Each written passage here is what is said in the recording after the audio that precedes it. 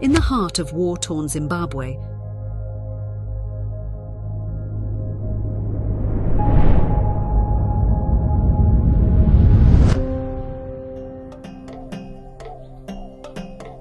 amidst the echoes of a tumultuous past,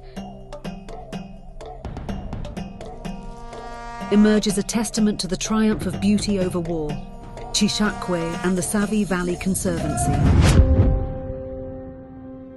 Joanna, born into privilege, unveils the gripping saga of her life in the Savi Valley Conservancy.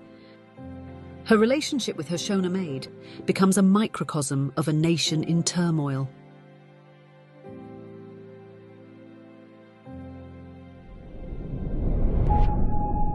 Nyika, I Love You, is a fascinating tale of two young women, one a black maid and the other the daughter of her white employer, who grew up on an immense tract of African bushveld in the southeastern lowveld of Zimbabwe.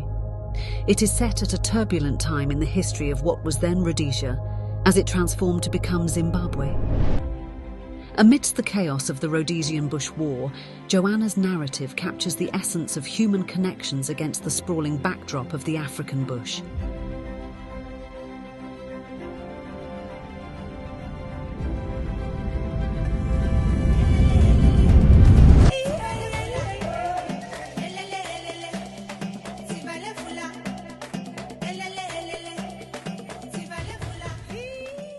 From crazy parties to heartbreaking events, the story unfolds in 3,000 square kilometres of untamed terrain, revealing a tapestry of love, hate, motherhood and murder. Beyond the Veil of the Bush is a riveting cinematic journey that explores the raw and romantic perspective of a woman who grew up amidst the brutality and beauty of war. Beyond the Veil of the Bush transcends the pages of history, offering a poignant glimpse into the impact of war on both the individual and the collective spirit of a nation, striving for identity amidst the chaos of battle. Offering a poignant portrayal of survival, resilience, and the indomitable spirit of a people entwined with the history of their land. A captivating narrative of love, hate, and the indomitable human spirit. Will Joanna be brave enough to face the facts of their different lifestyles? Or just let the years of bonding be swept under the rug?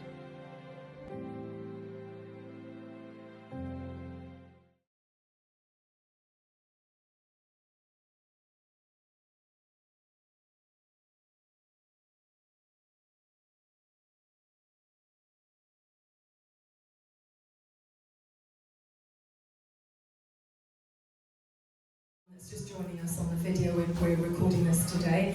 My name is Melissa Vaughn and I'm delighted to have Vye Henningway here answering questions about her first ever book, Nyika, I Love You.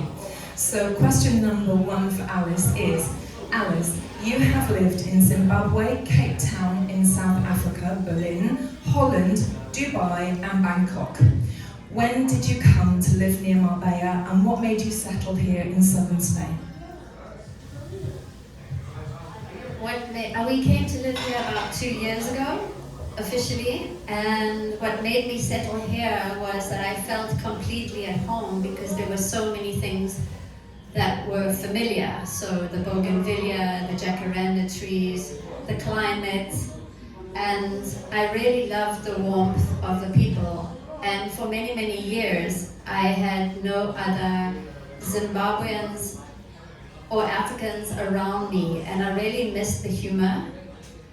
So this all fitted into this Costa del Sol. So I was like, said to my husband, Paul, I said, we're gonna move here. He said, you're kidding. And I said, no. So he sent me here for like a month during the winter to see how it was, and it was brilliant, and here we are. Thank you so much. Nyika is your first book. How long did it take you to write it, and why was this the right time to share Nyika's story with the world? The book took me about a year to actually write, and I wrote it during COVID because one of my daughters said to me, you know, we're going to have to tell our children what we accomplished in COVID. And that statement really stuck with me. So I thought, oh, I've been told by so many people to write a book, so I wrote a book. And I think it came at the right time because I truly believe that love conquers all. Thank you so much. Question number 3. This is a book based on factual events and follows your own life story. You refer to yourself as Joe in the book. Can you share with us how you came to choose that name? One of my favorite books is Little Women, and I love Joe as a character, and I always wanted to be called Joe. And my mom's real name is Joan, so in the book I call her Claire. So I thought I wanted to bridge that connection with that short element of Joe.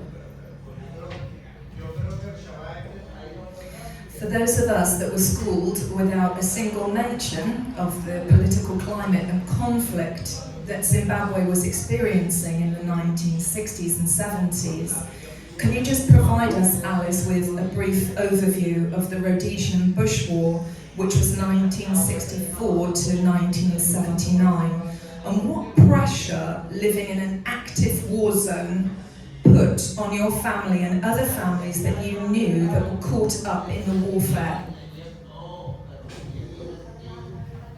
I think one of the hardest things to come to terms with is that the rest of the world had actually forgotten us. And that was very hard, I think, for my parents to accept. And like any war, this was put into a context that when you're on the ground was not actually the facts. So I go through that in my book. For example, there were 9 Shona soldiers to every presumed white person in the Rhodesian army. And these facts and points of history are never put in the history books that are sold. And unfortunately, after the Rhodesian Bush War or the liberation struggle or just the Bush War, the winners went into a genocide warfare directly with the people that had helped them win the conflict. And that was called the Gukurundi Massacre, and that is now in history books a genocide. So it's always about money, it's always about wealth, and it's always about some bigger picture that we sometimes just don't know about. Thank you so much for explaining that. Would you like to read the first section about your mum?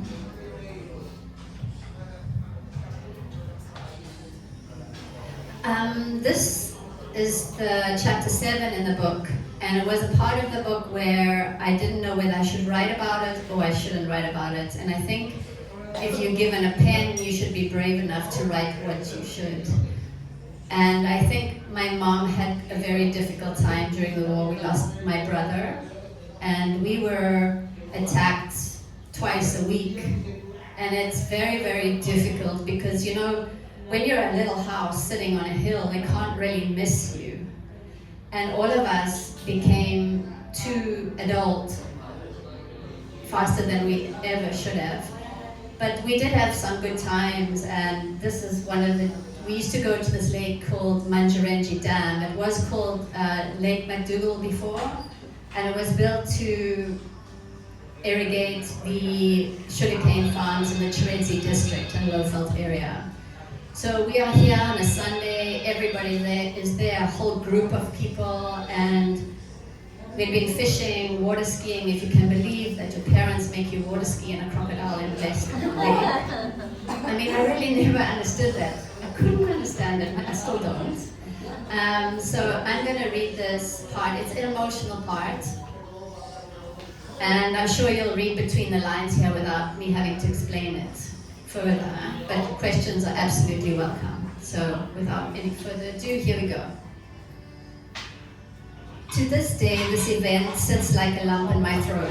I struggled with whether I should even mention it, but I think it's important because in a relationship or marriage, too much water can go under a bridge and it will wash away. I once heard that 80% of marriages where there's a child death end in divorce. Losing a child is the worst heartache imaginable. A profound and enduring grief that reshapes every part of life and leaves a void no words can truly fully describe. Then, add a bushwort to this cocktail and it becomes a recipe for disaster. I don't want to judge my father, as I am by no means a saint. We all live our lives, and most of us just try to do our best. When faced with challenges, we do what we can. My father's adoration for other women was his pleasant distraction from reality. It's not abnormal, in fact, it's rather common during this time, considering the dire scenarios surrounding us. Any distraction was probably welcomed with open arms. The sun was behind our car, our beige Peugeot 404. The boat always stayed at the lake in a hangar of sorts. The rays reflecting in the rearview mirror, the smell of muddy water in my hair, sunburn on my shoulders, dried mud on my feet. A damp costume. The gravel on the road was loose, causing the car to slide occasionally. My grandmother had closed her eyes, still propped up elegantly. She said she needed a little nap. Nyika and I were scanning the bush for unpleasantries. We had a curfew after all, and we were not meeting it. My parents in the front of the car had begun to bicker. The bickering gave way to yelling, and in time to screaming and shouting. Granny's eyes remained shut. I'm sure as hell she was trying to ignore the scene. Nyika shifted uncomfortably. My mother could be so fragile, and my father so overbearing. The car climbed the embankment, the tires slipped, then re-gripped the earth. The sound of crunching gravel and a car in the wrong gear grinding like teeth. As we reached the top of the dam embankment, there was a sheer drop on the passenger side of the car where my mother sat.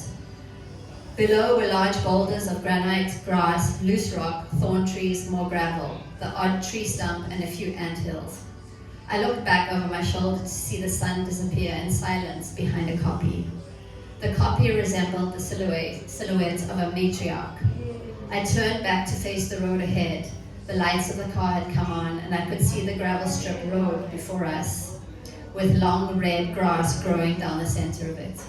The dry grass always made the same sound as it tickled the chassis of the car, similar to that of the swishing of the Shona broom. Moths danced in front of the car's headlights, along with a myriad of other insects and nightjars. A spotted eagle owl glared at us from its tree. A black-backed jackal crossed our path. A startled impala sprung into the bush, alarmed. My mother opened the Peugeot door and jumped out.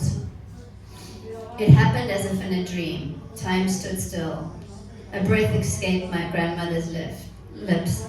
Nyika's eyes darted in the dark. I froze. My father did not have enough time to react. I saw her tumble down the embankment. My father slammed on the brakes, reversed the car at an almighty rate, put it in neutral, pulled up the handbrake, dust everywhere. He climbed out of the car and went running down to find my mum. She had fallen or rolled a quarter of the way down the embankment. Nyika and I clambered out of the car. My grandmother was in shock, but her hands still managed to find her lipstick. Nervously, she applied it to her puckered, aging lips. She muttered something about young people these days having no finesse and being too vulnerable. I couldn't hear it anymore, nor could Nyika. We climbed out of the car to see if we could help. Granny continued. She's just like her father, she muttered. Too soft, too caring, too loving, too autistic, and way too beautiful. Thank you, Granny, I said, leaning through the window, but today you're out of whack, going off pop like that. She's your daughter. We walked over to my father, who was by now in no mood to talk to anybody. Nyika and I were afraid, but we carried on looking out for gorillas in the bush. I had switched off the car headlights so as not to attract any more attention. My mother, surprisingly enough, had survived, and she stood up shakingly. Her hair disheveled, her skin cut, her shoes gone. She appeared as if she were a wraith of a person. My heart was beating so fast. My mother was everything to me. Nyika held me fast. My father went down the embankment to hoist her up. He carried this frail bird, put her in the car, and we drove home in absolute silence. I was more than ready for the day to end. Between the hippos and my mother, I had no energy left. My eyelids felt heavy. I snuggled up to Nyika in the backseat of the Peugeot, secure in her arms. The reassuring smell of lifebuoy soap and Vaseline. She began to sing me a lullaby. This, I think, calmed everyone down, and I drifted off. I dreamed that I was under the shepherd tree. I felt the lightness of the swing and imagined I was able to fly. Thank you, Alice. What can we say to that? That's incredibly profound and so moving, distressing, extraordinary. I have a quick question regarding that. What age were you at that time? I was 7. She was 7. 7. That definitely answers my previous question of what pressure living in an active war zone was putting on your family. And at 7, you were the one that had the presence of mind to switch the car headlights off. And in the midst of this horrific, I want to say accident, in the midst of this traumatic moment, you at 7 years old were expected to be one of the grown-ups in this situation. Yeah, yes, one of the things, now that you pointed out, that was just completely logical to me, that I should switch off the headlights of the car. It wasn't something that we thought of. It was like a number of things. My parents trained us in weapons so that we knew how to shoot if we needed to. I only got trained from the age of 8 or 9, and my siblings were a lot older than me, so they all knew how to handle weapons. And we used to have training sessions where my dad used to put us all at the dining room table and time us to take a weapon apart and put it back together. So, and also, it's devastating, but it's also necessary. It's also very necessary. So has it affected me really? No, it hasn't. You do things to survive, and that's just the way it goes. Wow, is all I can say to that. Wow. Okay. And it actually kind of fits into the next question. Alice, when you were 5 years old, your home was attacked by armed guerrillas who shot at you in your own garden. I cannot imagine the terror, but there are plenty of attendees here today who know from their own experience exactly what you went through. Has anything positive come from such a traumatic personal experience? How has this changed you as a person? What did it spark in you? I think that I've been tried to be killed quite a number of times, so death no longer scares me. And the answer no longer scares me. So I think when you go out into the world and you're trying to sell your story and you're trying to get people to read it, one person might say no to what you're trying to achieve and another person will say yes. So it taught me not to be afraid, actually. The only regret I have is that I was never old enough to reach out and speak to people. We were never able to have a conversation, to come to terms with what we were dealing with. And I think that's the saddest point of all. Absolutely, yeah. Okay. Next question. In terms of fame and acclaim as a new author, you have said, the book is only a catalyst to help people in Zimbabwe. It's not really about the rah-rah of whether I become someone or not. I have a job and a responsibility for my country. With that in mind, you have said that the profits from the book will be going towards funding the creation of an educational establishment for children in your beloved Zimbabwe. Can you tell us more, please, about this one book equals one brick project? Out of this terrible war, we were managed to turn things around, and my dad became the managing director of the Save Valley Conservancy, making it a reality, and it is now world famous. And there's a school in the neighborhood that needs a new classroom, so it's one book, one brick. Naturally, after the expenses of printing, and I share that profit base with myself and with a brick for the school. And I don't believe that anything can be solved without education. And therefore, I think this classroom is hugely, hugely important, and it's my responsibility, because I wouldn't have a story without Zimbabwe and Zimbabwe people. Thank you so much. The next question is, would you ever consider going back to live in Zimbabwe again? And what are your reasons for yes or no? I think that although Zimbabwe is a fantastic country, I have now a daughter and 4 stepdaughters in Europe, and I would never go and live back in Zimbabwe because I'd be too far away from my grandchildren one day, or them. I mean, no pressure for grandchildren, but from my now family, my now friends. I'm still actively involved to a certain degree with this classroom, with the Save Valley Conservancy, so I still have my connection, but both my parents are no longer living, so that takes away that edge to kind of live there. I also think, well, I don't think, I know that writing this book has cured so many uncertainties within me, and I am no longer homesick like I used to be, and that's a big thing. Fascinating. Okay, we're up to question number 8, and we're doing very well on time, so this is excellent. Gives you guys more time to ask questions and make comments towards the end. Okay. Alice, you say that Nyika installed survival skills in you.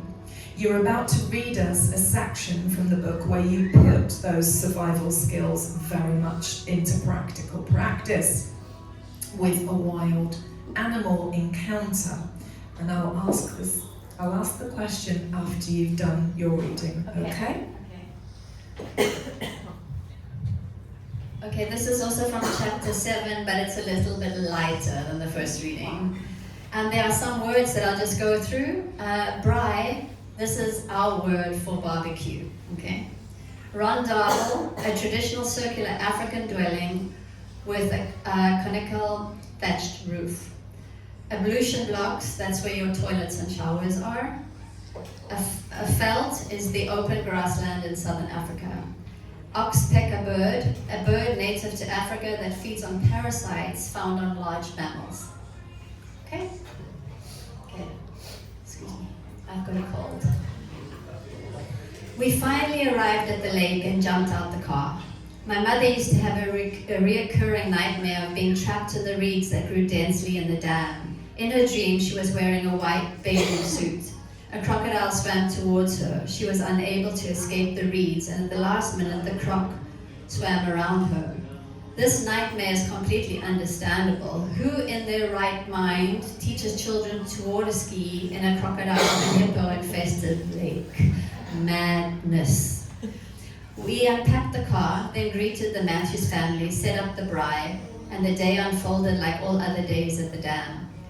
My dad took the younger teenagers water skiing while my mother, Nyika, my grandmother, and I set everything up. Afterward, my mother and grandmother poured themselves large gin and tonics and elegantly settled into fold-out chairs under the shade of a tree.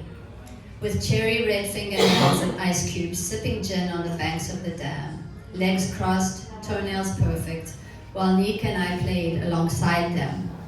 Later, nature called. So Nyika took me to the rondel where the ablution blocks were located. We strolled hand in hand, savoring the day, the breeze, and the freedom. As we rounded the footpath bend, we came face to face with a massive, fully grown adult female hippopotamus. It was colossal. with its dumpy dark brown body and stumps for legs. It shook its enormous head, twitched its tiny ears, while the oxpecker bird balanced fiercely on its back, probably relieved that hippos can't fly. Its short, pig-like tail tick-tocking, its hooves sunken into the muddy felt, its 4 toes clamped solidly, a steadfast creature. Despite weighing 3,200 kilograms, hippos can be incredibly fast and aggressive. Male hippos can grow up to 3.5 meters in length and stand 1.5 meters high. Contrary to popular belief, hippos cannot swim. Running on land, they can reach speeds up to 48 kilometers per hour and have an impressive lifespan. It is said that a hippo's skin is bulletproof, so if you need to kill a charging hippo, you'd have to have a venerable .375, be it the well-regarded H&H or the much newer Ruger .375. This is the only situation where I would consider shooting a hippo. I felt like a tiny rag doll next to this gigantic frame. I watched its nostrils flare, seemingly feel its breath, or I imagined so. It opened its huge mouth in a deafening honk, which can reach 115 decibels, the volume of loud thunder. This didn't sound welcoming as it displayed its extraordinarily large molars. "Oh no, Jana. Oh dear," muttered Nyika. "Is this another my way moment, Nyika?" I whispered. "We have disturbed the family hippopotamoid." She squeezed my hand. I could feel the perspiration on her palm. We cautiously walked backward, taking care not to make a sound. We managed to put quite a considerable distance between us, and the mother, who we could now see was with her calf. Hippos are extremely dangerous when they are with their offspring, and if they feel threatened, they are known to attack and even kill. Clumsily, I tripped over a piece of driftwood, causing the hippo to look up, stare directly at Nyika and I. It began to charge. "Run!" In a zigzag motion, shouted Nyika. I half ran and was half dragged by Nyika, who was incredibly fast. She swung me onto her back and bolted off. I could hear the hippo's breath, or maybe I imagined that too. Perhaps it was just my own pounding heartbeat. Then I saw my mother and grandmother in all their fashionable glory. My grandmother stood up with a shotgun and fired 2 loud shots into the sky. By this stage, we had managed to scurry up an anthill and then up into a tree. Incredibly fortunate to have a tree in sight. Nyika's natural instincts kicked in, her bush survival skills coming naturally. The hippo stopped dead in its tracks upon hearing the gunshots, quickly turned on its heels, swung its rear in our direction, and sauntered off, swaying its butt like a Brazilian supermodel.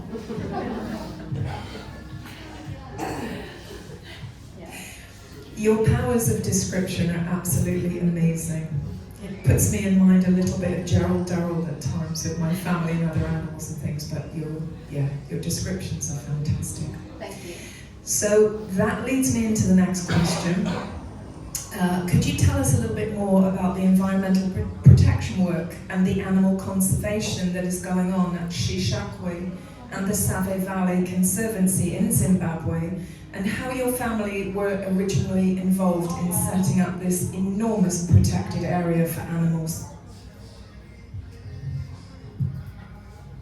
Well, it was obvious that farming was not the way to go in this particular area. So my dad spoke to another 10 property owners and said, let's all join our properties together and make it one conservation and lift all the fences up, and at the same time not move any of the ancestral burial grounds or any people that was really, really thought out correctly. And my dad was made managing director, and a gentleman called Ian Delarue financed most of the project. And the Worldwide Federation, my dad went to Washington to present the concept, and they sponsored a double fence around the property, which is 400 kilometers. The property in total for the conservation is half the size of Holland, and it's where the animal comes first and human encroachment comes second. And it is also what is done for the area that we live in. It has created a hell of a lot of jobs, and women are now being trained as game wardens instead of just being expected to like keep home and to keep the chalets clean and that for tourists. They really like getting involved, and I'm very, very proud of them. Oh yeah, there was poaching and there still is with the rhino survival, but they're doing an extremely good job. A man named Bryce is handling that and he's doing a tremendous job. And also the wild dog has been taken care of, and it's a very, like, it's not a national park. So if you're gonna go there to visit it, you will see the animals doing exactly what they would be doing without, like I said, human encroachment. So you're not perhaps guaranteed to see everything like you would in a national park, but you would see it how you're supposed to see nature, and I think that's what I respect most about it.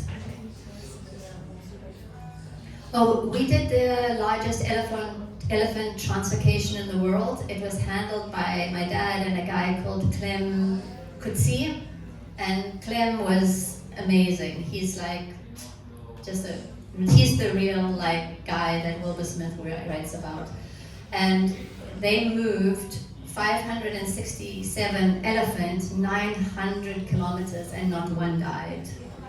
And now there's over 2,000 elephants in the Conservancy, and we reintroduced 14 different species back into the natural environment. So it really is a testament to the love of this planet.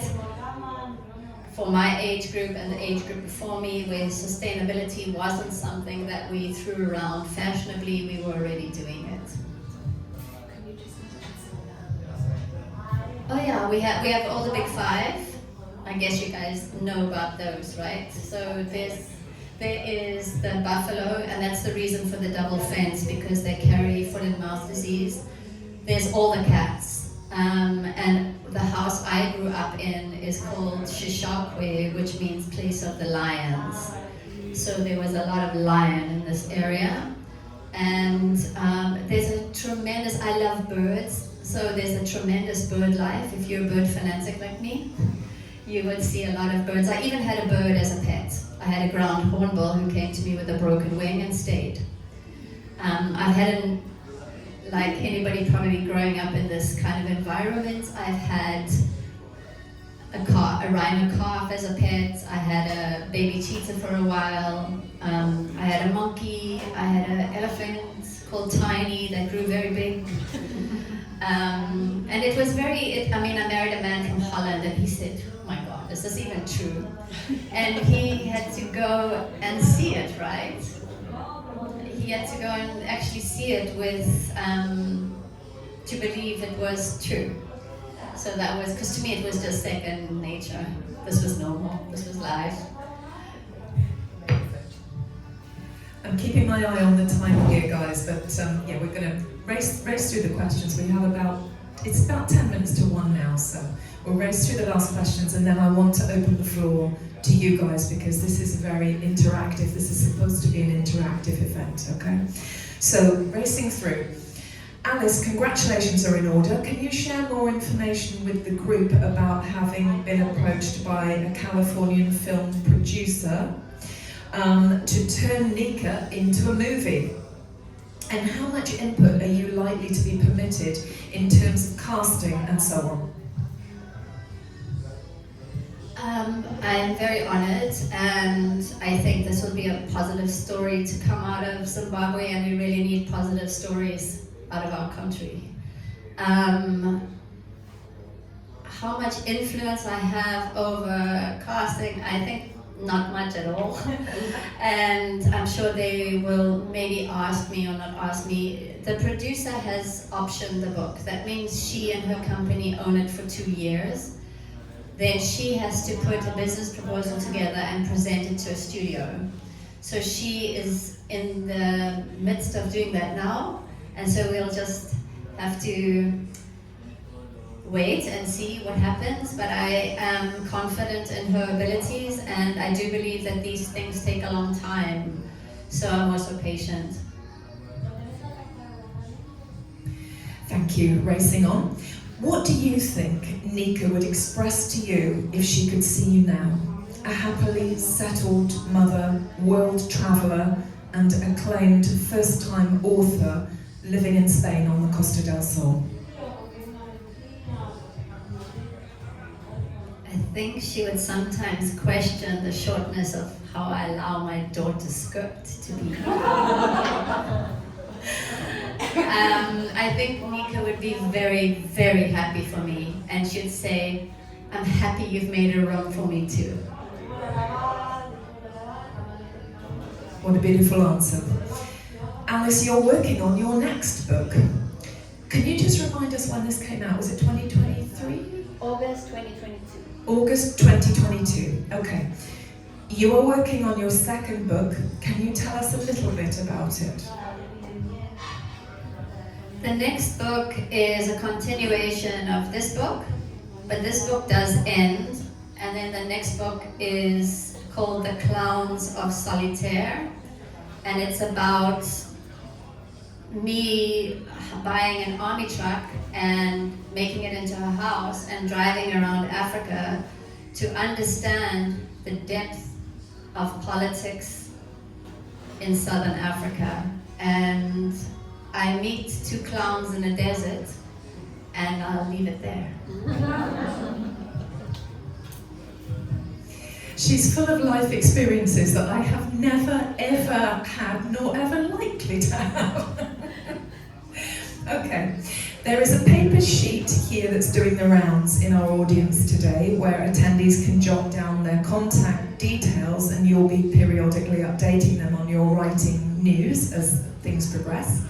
But for those of us who are watching, where can people find your website and social media to get more information about your creative projects? Everything is on my Instagram and on my Facebook page and also on my website. And I have given everybody a business card. There's some people that arrived just now that I didn't. Please make sure I do. And I have also a little gift I made for everybody today.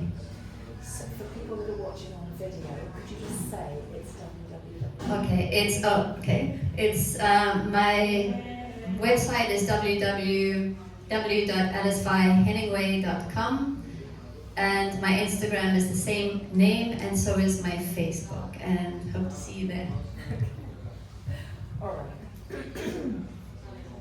Okay, we are about to open the floor to questions, guys, but just before we go into that, just for the sake of curiosity on both of our parts, can I just have a little show of hands, please, of who here has a personal connection to Africa? Were you born there? You've lived there? Who has a personal connection to Africa here? I'd say that's way more than half of the audience. Yeah. Okay. Perfect. So, guys, let's open the floor for questions. Who has a question for Alice? Jamie, do you want to shout it out, or would you like the mic? No mic. Yeah, okay. No mic. All right.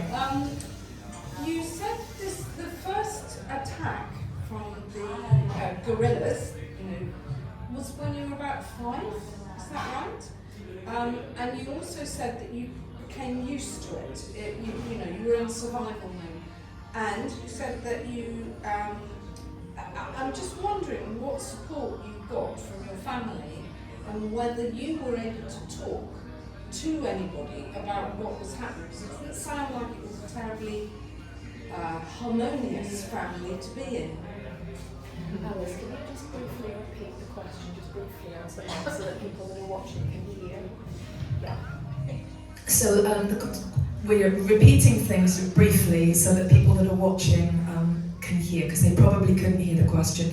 So the question was regarding the amount of support that you received from your family from the age of 5 onwards, when the guerrilla attacks were really beginning in earnest. And did you have a chance to express yourself or talk with anyone about this?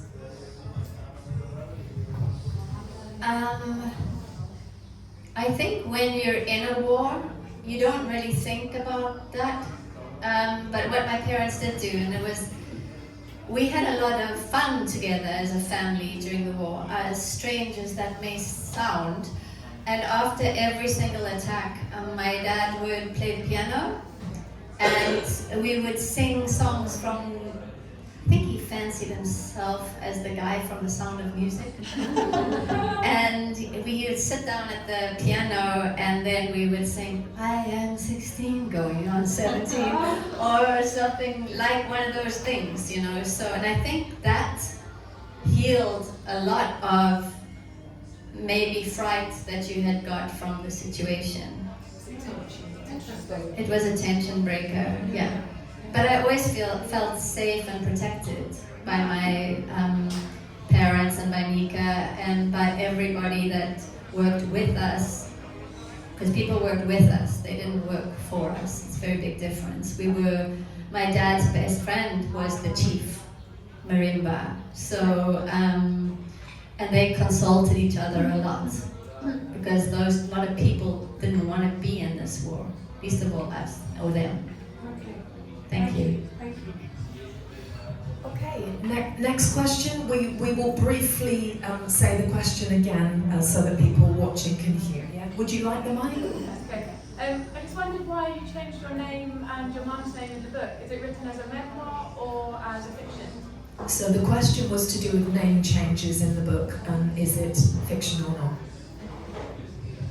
The reason why you change your names is because we have a dictator in our country still. And it's just, if you really still have family living in a country where you have a dictatorship, it's safer to use pseudonames. And it's inspired by a true story. Okay, does anyone have any more questions or comments that they would like to make? Of course, you're welcome to speak privately with Alice after we wrap up. Would anyone, yeah? I have one remark, and that is about your unbelievable memory of that time. And I think the trauma caused that memory to be so fantastic. Yes, so the comment is to do with the clarity of the traumatic experience being recalled so well by you because of the level of the trauma. Do you have a comment, Anna?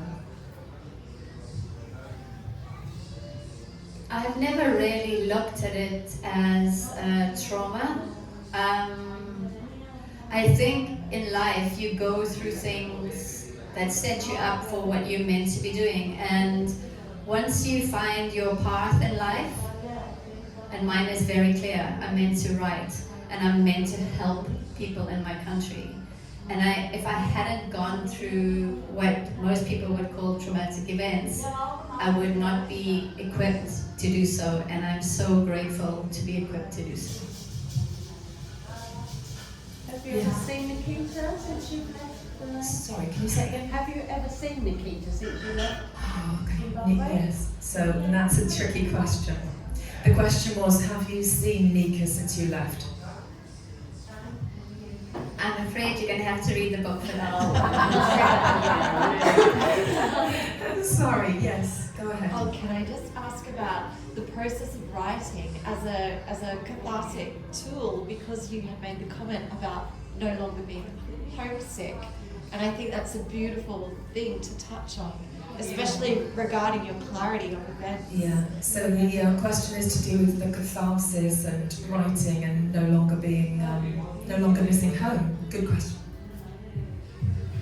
Yeah, I'd like at this point also to say that my family, my husband and my daughters and my daughter have been extremely helpful in this. They've had to hear about the story again and again and again. And I know that can be terribly boring and irritating, but they always really try. So some people call it journaling. I think this is one big journal. And it is healing, yes. And I treat it like a job. So I start at 9, I break for lunch, and then I carry on writing. And that's how I do things. Thank you. Sorry. So Melissa and I are both trying to write books, and that's one thing we don't do. It seems like your military training paid off in more ways than one. love that. Yeah. Perhaps we better do press-ups as well, Jamie, before we pick up Yes. our pens each day. Yes. Are there any more questions or comments? You can always speak afterwards with Alice personally. No more questions or comments, anyone? I just want to say a massive thank you to all of you for coming along today. I hope you've enjoyed it. I hope it's been a great experience. And a massive thank you to this incredible woman sitting opposite me here. Time-wise, chronologically in this life, we've only known each other for a few weeks. But we know that actually it's a heck of a lot longer than that we've been connected to each other. So, Alice, you are one of the bravest, strongest, and most authentic women I've ever met. And there's a tiny handmade token here of my appreciation for you, having shared your remarkable, inspiring story with us today. Thank you so much.